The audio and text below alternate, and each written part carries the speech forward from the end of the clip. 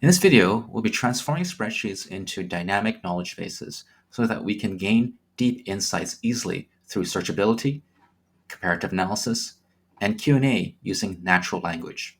Now, let's set the motivating example of a US stock valuation dataset. So this is a large dataset with over 14,000 rows. It has the company name, it has a ticker, sector, industry, as well as a lot of different metrics. So let's see how we can quickly gain insight into this dataset. Now let's start interacting with this data analyst agent that I've built that has access to this large data set. So the first question I'm going to ask is, what is the total debt for Google in 2023? So it's gone into this large data set of 14,000 rows and extracted this information very, very quickly.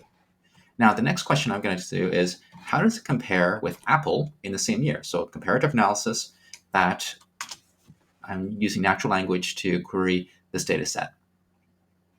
All right, so it's got that information, and again, very, very quickly. Now I'm going to give it even a more complex question. Can you give me the total debt for Google and Apple within this time range? All right, so it needs to figure out how to get that information, pull information, and then summarize the information. All right, as you can see, it's pulling the information, and it's now collected all the information across the years, and it's done some analysis. Great. Now let's do the same for the PE ratio. All right, once again, it's figuring out what exactly I mean by same, and then cutting across and getting all the information across the years for PE ratio. Now, I can say, compare the two and give me your analysis. All right, so take this information and take the other, and then just give me some analysis on that. So look at what it's able to produce. So the general trend, a relative comparison, and then some economic context, taking consideration the COVID spike, and then some key observations, and then a conclusion. So pretty cool. So let's dive into how this workflow works. Let's start with the data analyst agent and the tool that I've used to connect it to. I'm using this NocoDB. This database is extremely easy to use and has a very generous free tier. So we're going to go into this database, and what we're going to do is we're going to import from this import data here, specify the CSV, and then upload the file.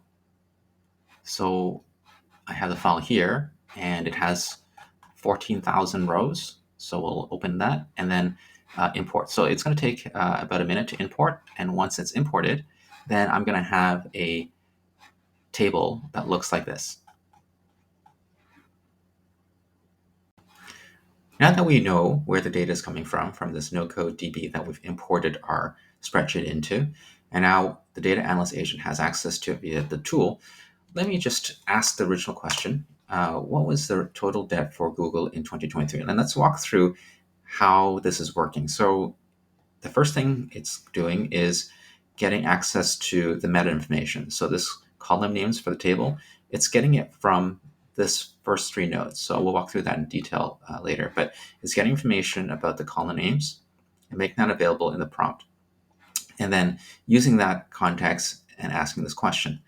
Now, what's going to happen is that the AI will realize that it needs to call this tool from this NocoDB, and it's going to have as its input a filter. And the AI is going to figure out from this filter what to filter from the database. So what the ticker is and what the calendar year is. And based on that input, then it's going to take that input and then synthesize a response. With that as an overview, let's do a node-by-node walkthrough, starting with the data analyst agent and what we've done to build it. So the data analyst agent, if you look at the prompt, it's a very simple prompt. It's just saying that it's a helpful data assistant who's skilled in working with a database called Noco. And what we do, the key thing we do here is that we tell it what is the name for the table. All right, so this information here is key. And I get this information from the input from this columns. All right, so let's now look at the input columns here. All right, so the first thing I'm going to do is to take a look at the settings. So in the settings, I specify which table I'm interested in. So this information can be found here, going back to NocoDB and then the table ID. So I specify which table. And then I use this call here. So there is a call that I can use to get the meta information that I specify just with the table ID.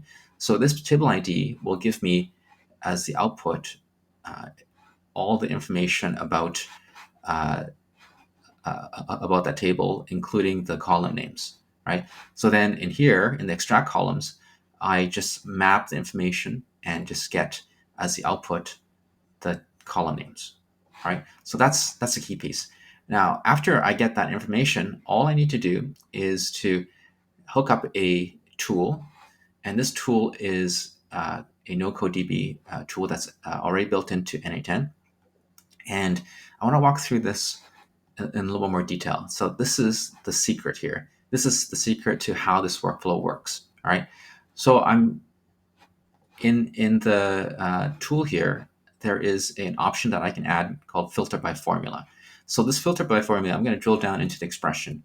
So this from AI. So this is telling n8n, I need to extract this information. I need to infer this information, right? And I'm going to call it a filter formula.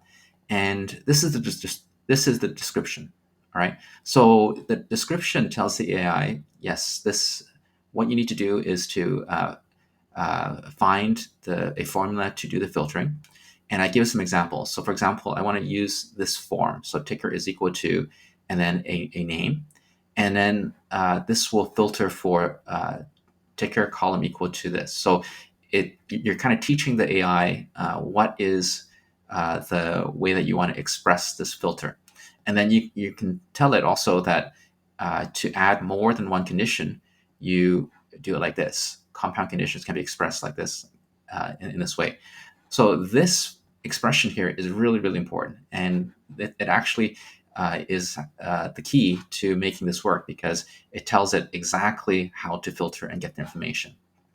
So after you have that, we're using in the chat model a GPT-4.0 because it gives you a lot of reasoning power. So we're using this, and then we'll put that all together to make this work. So to wrap up, this is a very simple but powerful build. In 7 nodes, we've been able to take this spreadsheet data consisting of 14,000 rows and being able to transform that spreadsheet into a dynamic knowledge base that would be able to get deep insights about this data. We can search it and we can do comparative analysis all with a natural language way. Very, very powerful. Now, this is a building block that we can build even more powerful workflows, which I'll show in future videos.